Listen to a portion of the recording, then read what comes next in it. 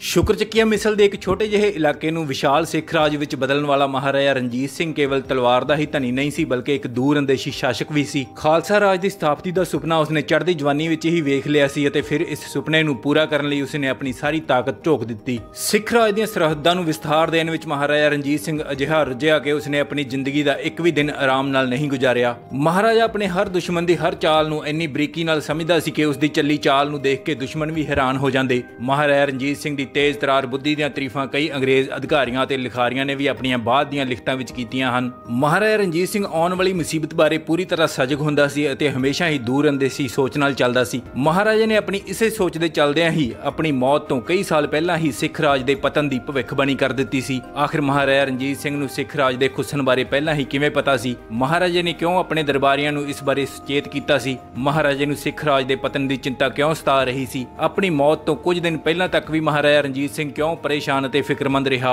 ਅੱਜ ਦੇ ਵੀਡੀਓ ਵਿੱਚ ਤੁਹਾਨੂੰ ਇਹਨਾਂ ਸਾਰੇ ਸਵਾਲਾਂ ਦੇ ਜਵਾਬ ਦੇਣ ਦੀ ਕੋਸ਼ਿਸ਼ ਕਰਾਂਗੇ। ਉਸ ਤੋਂ ਪਹਿਲਾਂ ਜੇਕਰ ਤੁਸੀਂ ਚੈਨਲ ਤੇ ਨਵੇਂ ਹੋ ਤਾਂ ਚੈਨਲ ਨੂੰ ਸਬਸਕ੍ਰਾਈਬ ਕਰ ਲਵੋ ਅਤੇ ਬੈਲ ਵਾਲਾ ਆਈਕਨ ਵੀ ਦਬਾ ਲਵੋ।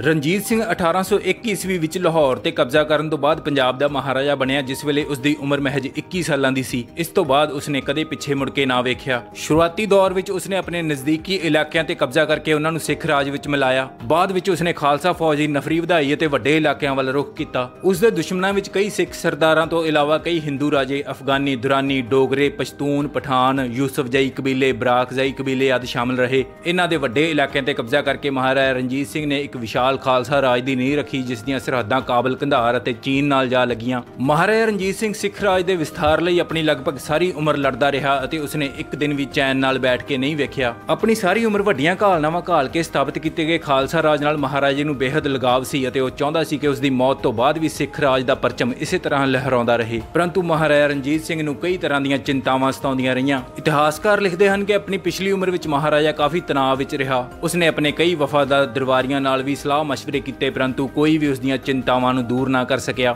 ਇਤਿਹਾਸਕਾਰਾਂ ਅਨੁਸਾਰ ਮਹਾਰਾਜਾ ਰਣਜੀਤ ਸਿੰਘ ਇਹ ਚੰਗੀ ਤਰ੍ਹਾਂ ਜਾਣ ਚੁੱਕਿਆ ਸੀ ਕਿ ਉਸ ਦੇ ਪੁੱਤਰਾਂ ਵਿੱਚੋਂ ਕੋਈ ਵੀ ਇੰਨਾ ਕਾਬਲ ਨਹੀਂ ਹੈ ਜੋ ਸਿੱਖ ਰਾਜ ਦੀ ਵਾਗਡੋਰ ਸੰਭਾਲ ਸਕੇ। ਬੇਸ਼ੱਕ ਮਹਾਰਾਜਾ ਨੇ ਆਪਣੇ ਜਿਉਂਦੇ ਜੀ ਹੀ ਆਪਣੇ ਵੱਡੇ ਪੁੱਤਰ ਕੁੰਵਰ ਖੜਕ ਸਿੰਘ ਨੂੰ ਆਪਣਾ ਵਾਰਸ ਐਲਾਨ ਦਿੱਤਾ ਸੀ, ਪਰੰਤੂ ਉਸ ਨੂੰ ਇਸ ਫੈਸਲੇ ਤੇ ਕੋਈ ਤਸੱਲੀ ਨਹੀਂ ਸੀ। ਉਸਨੇ ਇਹ ਫੈਸਲਾ ਸਮਾਜਿਕ ਰਹੁ ਰੀਤਾਂ ਦੇ ਚੱਲਦਿਆਂ ਹੀ ਲਿਆ ਸੀ, ਪਰੰਤੂ ਉਹ ਜਾਣਦਾ ਸੀ ਕਿ ਖੜਕ ਸਿੰਘ ਗੱਦੀ ਦੇ ਕਾਬਲ ਨਹੀਂ ਹੈ। ਕੁਝ ਇਤਿਹਾਸਕਾਰ ਤਾਂ ਇੱਥੋਂ ਤੱਕ ਲਿਖਦੇ ਹਨ ਕਿ ਮਹਾਰਾਜਾ ਰਣਜੀਤ ਸਿੰਘ ਦੀਆਂ ਨਜ਼ਰਾਂ ਵਿੱਚ ਡੋਗਰਿਆਂ ਦਾ ਮੁੰਡਾ ਹੀਰਾ ਸਿੰਘ ਉਸਦੇ ਆਪਣੇ ਪੁੱਤਰਾਂ ਦੇ ਮੁਕਾਬਲੇ ਵੱਧ ਕਾਬਲ ਸੀ। ਇਤਿਹਾਸਕਾਰ ਖੁਸ਼ਵੰਤ ਸਿੰਘ ਲਿਖਦਾ ਹੈ ਕਿ ਜੇਕਰ ਮਹਾਰਾਜੇ ਉੱਤੇ ਸਮਾਜਿਕ ਬੰਦਿਸ਼ਾਂ ਨਾ ਹੁੰਦੀਆਂ ਤਾਂ ਉਹ ਹੀਰਾ ਸਿੰਘ ਡੋਗਰੇ ਨੂੰ ਹੀ ਆਪਣਾ ਉੱਤਰਾਧਿਕਾਰੀ ਐਲਾਨ ਜਾਂਦਾ। ਮਹਾਰਾਜਾ ਰਣਜੀਤ ਸਿੰਘ ਦਾ ਦੂਜਾ ਪੁੱਤਰ ਕੁੰਵਰ ਸ਼ੇਰ ਸਿੰਘ ਖੜਕ ਸਿੰਘ ਦੇ ਮੁਕਾਬਲੇ ਕਾਫੀ ਤੇਜ਼ ਤਰਾਜ਼ ਸੀ, ਪਰੰਤੂ ਮਹਾਰਾਜੇ ਨੂੰ ਉਸ ਤੋਂ ਵੀ ਬਹੁਤੀਆਂ ਉਮੀਦਾਂ ਨਹੀਂ ਸਨ। ਆਪਣੇ ਬਾਕੀ ਪੁੱਤਰਾਂ ਕੁੰਵਰ ਪਿਸ਼ੌਰਾ ਸਿੰਘ, ਕੁੰਵਰ ਕਸ਼ਮੀਰਾ ਸਿੰਘ, ਰਤਨ ਸਿੰਘ, ਤਾਰਾ ਸਿੰਘ, ਮੁਲਤਾਨਾ ਸਿੰਘ ਅਤੇ ਕੁੰਵਰ ਦਲੀਪ ਸਿੰਘ ਆਦਿ ਨੂੰ ਰਾਜ ਭਾਗ ਸੰਭਾਲਣ ਬਾਰੇ ਮਹਾਰਾਜੇ ਨੇ ਹਜੇ ਕੁਝ ਸੋਚਿਆ ਹੀ ਨਹੀਂ ਸੀ। ਆਪਣੇ ਪੁੱਤਰਾਂ ਵਿੱਚੋਂ ਬਹੁਤਿਆਂ ਨੂੰ ਮਹਾਰਾਜੇ ਨੇ ਜਗੀਰਾਂ ਦੇ ਕੇ ਪਹਿਲਾਂ ਹੀ ਅਲੱਗ ਕਰ ਦਿੱਤਾ ਸੀ। ਦੱਸਿਆ ਜਾਂਦਾ ਹੈ ਕਿ ਮਹਾਰਾਜਾ ਰਣਜੀਤ ਸਿੰਘ ਨੂੰ ਆਪਣੇ ਪੁੱਤਰਾਂ ਨਾਲੋਂ ਵੱਧ ਭਰੋਸਾ ਆਪਣੇ ਪੋਤਰੇ ਕੁੰਵਰ ਨੌ ਨਿਹਾਲ ਸਿੰਘ ਤੇ ਸੀ, ਜੋ ਬਾਅਦ ਵਿੱਚ ਸਾਜ਼ਿਸ਼ਾਂ ਦਾ ਸ਼ਿਕਾਰ ਹੋ ਕੇ ਮਾਰਿਆ ਗਿਆ।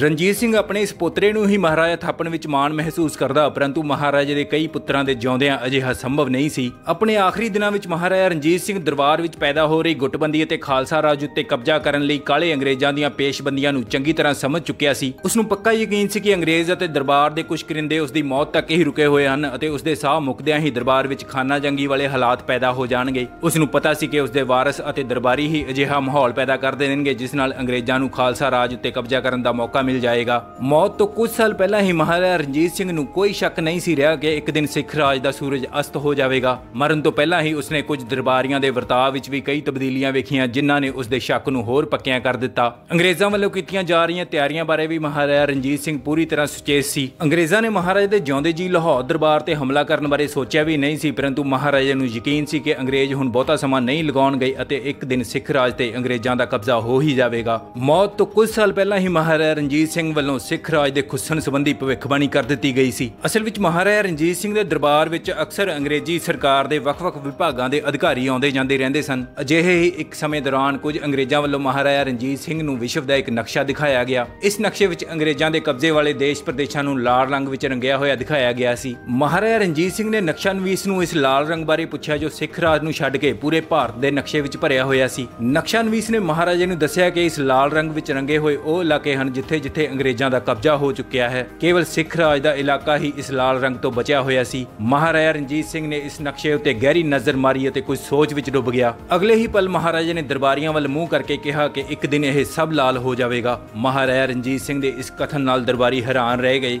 ਦਰਬਾਰੀਆਂ ਨੂੰ ਮਹਾਰਾਜਾ ਰਣਜੀਤ ਸਿੰਘ ਵੱਲੋਂ ਕੀਤੀ ਗਈ ਇਹ ਭਵਿੱਖਬਾਣੀ ਉਸ ਵੇਲੇ ਸਮਝ ਨਹੀਂ ਆਈ, ਪਰੰਤੂ ਸਮਾਂ ਆਉਣ ਤੇ ਉਹਨਾਂ ਨੂੰ ਪਤਾ ਲੱਗ ਗਿਆ ਜਦੋਂ ਮਹਾਰਾਜਾ ਰਣਜੀਤ ਸਿੰਘ ਦੇ ਕਹੇ ਗਏ ਉਕਤ ਸ਼ਬਦ ਇਨ ਬਿਨ ਸੱਚ ਸਾਬਤ ਹੋ ਗਏ। ਉਕਤ ਸਾਰੇ ਕਾਰਨਾਂ ਦੇ ਚੱਲਦਿਆਂ ਹੀ ਮਹਾਰਾਜਾ ਰਣਜੀਤ ਸਿੰਘ ਆਪਣੀ ਮੌਤ ਤੱਕ ਵੱਡੇ ਫਿਕਰਾਂ ਵਿੱਚ ਰਿਹਾ। ਅਜਿਹੇ ਹੀ ਫਿਕਰਾਂ ਦੇ ਚੱਲਦਿਆਂ ਮਹਾਰਾਜਾ ਰਣਜੀਤ ਸਿੰਘ ਨੂੰ ਆਪਣੀ ਜ਼ਿੰਦਗੀ ਦੇ ਆਖਰੀ 4 ਸਾਲਾਂ ਦੌਰਾਨ 3 ਵਾਰ ਅਧਰੰਗ ਦਾ ਦੌਰਾ ਪਿਆ। ਆਖਰੀ ਇੱਕ ਹਫ਼ਤਾ ਤਾਂ ਮਹਾਰਾਜਾ ਰਣਜੀਤ ਸਿੰਘ ਮਰ ਕੇ ਜਿਉਂਦਾ ਹੁੰਦਾ ਰਿਹਾ। ਕਈ ਵਾਰ ਦਰਬਾਰੀਆਂ ਨੂੰ ਲੱਗਦਾ ਕਿ ਮਹਾਰਾਜਾ ਰਣਜੀਤ ਸਿੰਘ ਹੁਣ ਨਹੀਂ ਰਿਹਾ, ਪਰੰਤੂ ਕੁਝ ਹੀ ਸਮੇਂ ਬਾਅਦ ਉਹ ਮੁੜ ਹੋਸ਼ ਵਿੱਚ ਆ ਜਾਂਦਾ। ਅੰਤਮ ਸਮੇਂ ਤੱਕ ਮਹਾਰਾਜਾ ਰਣਜੀਤ ਸਿੰਘ ਨੂੰ ਆਪਣੇ ਰਾਜ ਭਾਗ ਦੇ ਭਵਿੱਖ ਦੀ ਚਿੰਤਾ ਸਤਾਉਂਦੀ ਰਹੀ। ਆਖਰਕਾਰ 27 ਜੂਨ 1839 ਈਸਵੀ ਨੂੰ ਸਿੱਖ ਰਾਜ ਦਾ ਇਹ ਉਸਰਈਆ ਆਪਣੇ ਸਾਰੇ ਫਿਕਰਾਂ ਨੂੰ ਆਪਣੀ ਛਾਤੀ ਵਿੱਚ ਸਮੇਟ ਕੇ ਇਸ ਦੁਨੀਆ ਨੂੰ ਅਲਵਿਦਾ ਕਹਿ ਗਿਆ। ਮਹਾਰਾਜਾ ਰਣਜੀਤ ਸਿੰਘ ਦੀ ਮੌਤ ਤੋਂ 10 ਸਾਲਾਂ ਬਾਅਦ ਹੀ ਉਸ ਦੀ ਭਵਿੱਖਬਾਣੀ ਸੱਚ ਸਾਬਤ ਹੋ ਗਈ। ਅੰਗਰੇਜ਼ਾਂ ਨੇ ਖਾਲਸਾ ਰਾਜ ਦੇ ਪੂਰੇ ਇਲਾਕੇ ਤੇ ਕਬਜ਼ਾ ਕਰ ਲਿਆ ਤੇ ਲਾਹੌਰ ਕਿਲੇ ਤੋਂ ਖਾਲਸਾਈ ਨਿਸ਼ਾਨ ਉਤਾਰ ਕੇ ਯੂਨੀਅਨ ਜੈਕ ਚੜਾ ਦਿੱਤਾ ਗਿਆ।